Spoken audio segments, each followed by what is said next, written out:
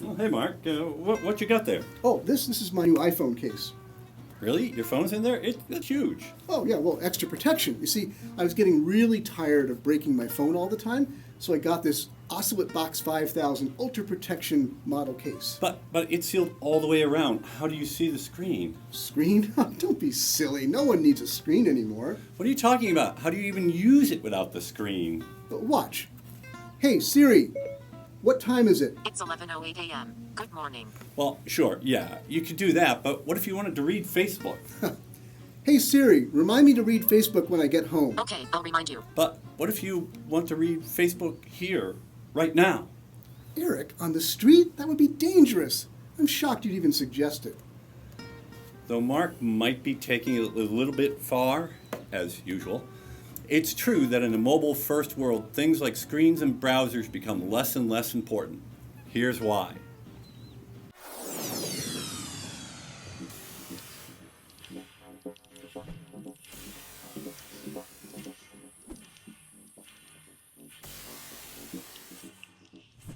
Cindy Krum of Mobile Moxie will be one of the speakers at our next 10X conference this April, speaking about how mobile impacts our digital marketing.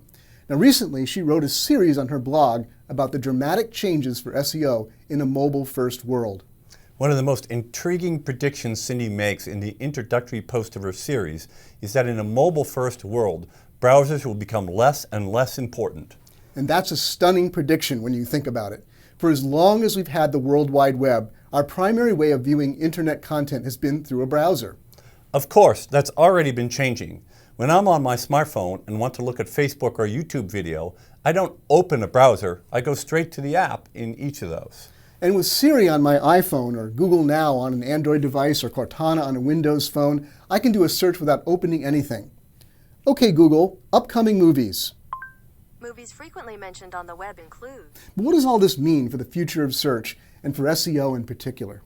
Well, as Cindy points out in her article, the amount of new information available through the internet is expanding at an exponential rate.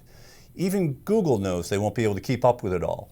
So they're starting to show a preference for information sources that make it easy for them to organize information.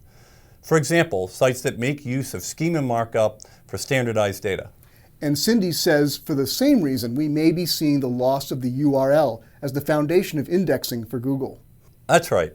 Google's index is like an old-fashioned card catalog in a library. The index cards direct you to individual books at particular locations on the shelves. Now, in the traditional web... It feels funny to call the web traditional, doesn't it? Well, yeah, it does. But in the World Wide Web we've known, URLs were generally the address or shelf locations, as it were, of individual web pages. But now, the internet, which is much larger than the web, contains vast amounts of information that can't be pegged to a URL and that can't be displayed in a browser. That information is still valuable to Google, but it has to be accessed in different ways than the traditional URLs that a search engine uses. So take, for example, information that's in an app.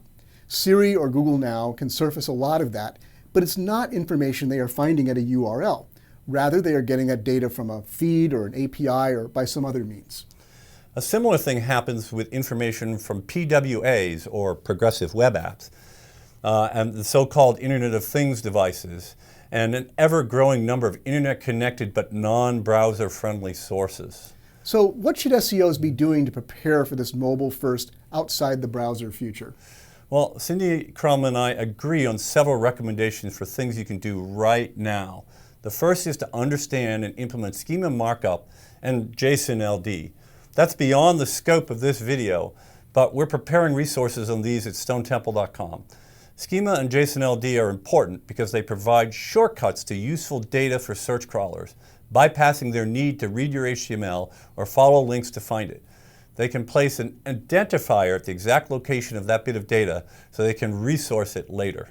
Now, it may also be useful for large information providers to supply Google with direct feeds of their data, such as what weather.com does with visual information that shows up in a weather-related search. Be aware that Google will be pressing to get more and more information in their cloud so they don't have to continually access it from our sites. AMP, or accelerated mobile pages, are an example of that we're already seeing in mobile search results already.